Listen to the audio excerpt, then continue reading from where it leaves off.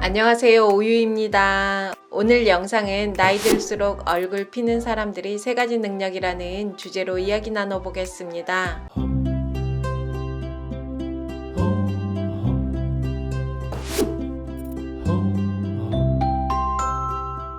여러분은 사주나 관상을 얼마나 믿으세요? 출판사에서 허영만화백에게 관상에 관한 만화를 그리자는 제의를 했고, 허영만화백이 그것을 가족에게 말했더니 그렇게 소재가 없냐고 면박을 했다고 합니다. 그 뒤 어떤 계기로 관상가에게 관상을 배웠고, 관상을 주제로 한 꼴이라는 웹툰을 연재했는데요. 꼴이라는 만화에서는 사람은 자신의 노력 여하에 따라 운명이 바뀔 수 있다는 내용을 다루고 있습니다. 전 사주나 관상에 대해 잘 알지도 못하고 관심도 별로 없는데요. 취미로 사주를 보는 분이 저에게 말년운이 좋고 50부터는 인생이 핀다는 말을 하더라고요. 사주를 믿지 않지만 기분은 좋았습니다. 여러분도 관상이나 사주를 믿지 않아도 말년에 인생 피어나면 더 좋겠죠. 저 또한 허영만 화백의 만화 내용처럼 자신의 노력 여하에 따라 운명이 바뀔 수 있다고 생각합니다. 어떤 노력을 하면 말년에 운이 좋을까요? 대부분 지금까지 가족 챙기고 돈 벌고 열심히 사셨을 겁니다. 그 과정에서 힘든 고비도 많았을 텐데요. 젊은 날 고생했던 거 훌훌 털어버리고 말년에 꽃피는 인생을 살기 위해 미리미리 준비해야 되는 능력 공유해 보겠습니다. 나이 들수록 얼굴 피는 사람들의 3가지 능력 지금부터 시작하겠습니다. 첫 번째는 내려놓는 능력입니다. 인생은 왜 50부터 반등하는가 라는 책에 보면 이런 내용이 있습니다. 삶은 행복으로 시작해 행복으로 끝나지만 두 행복은 성질이 전혀 다르다. 처음이 환희와 열기로 들뜬 행복이라면 나중은 고요와 내려놓음이 특징인 행복이다. 요즘은 미디어의 발달로 다른 사람들의 삶을 엿볼 기회가 많습니다.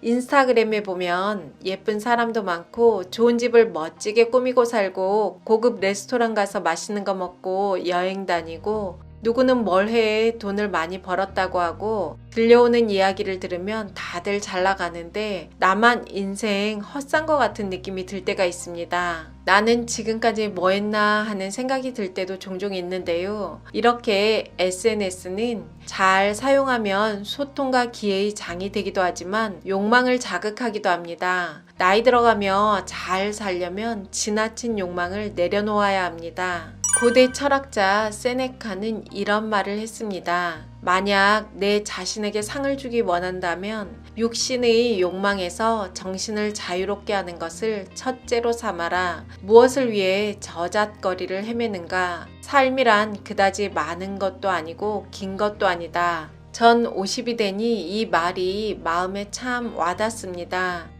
화려한 인생을 욕망하기보다 내려놓으며 사는 것이 인생을 평안하게 사는 길인 것 같습니다.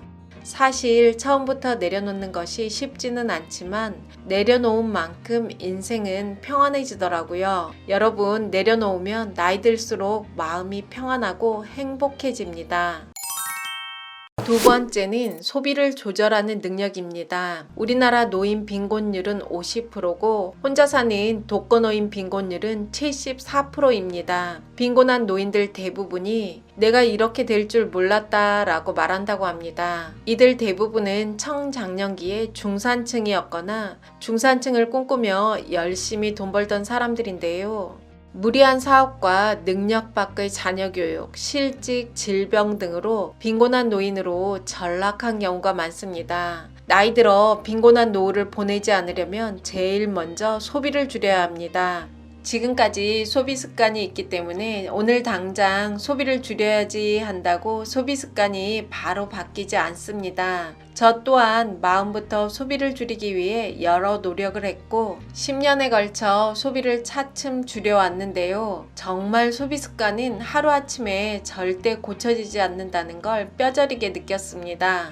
소비 습관 바꾸는데 시간이 필요합니다. 한 살이라도 젊을 때 소비를 조절하는 능력을 키워야 빈곤한 노후를 맞이하지 않습니다. 이혼 후 특별한 직업 없이 양육비를 받아 생활하는 여성분이 돈이 줄어든다고 걱정하면서도 고급차 끌고 골프 치고 화려한 옷을 입고 생활하는 걸 봤습니다. 넉넉한 결혼 생활하며 쓰던 소비 습관을 바꾸지 못한 것인데요. 우리는 예상하는 것보다 훨씬 오래 살 수 있고 언제 은퇴할지 언제 아플지도 모릅니다. 소비를 조절하고 자족하는 능력이 있어야 나이 들수록 빈곤으로 빠지지 않고 잘 살 수 있습니다.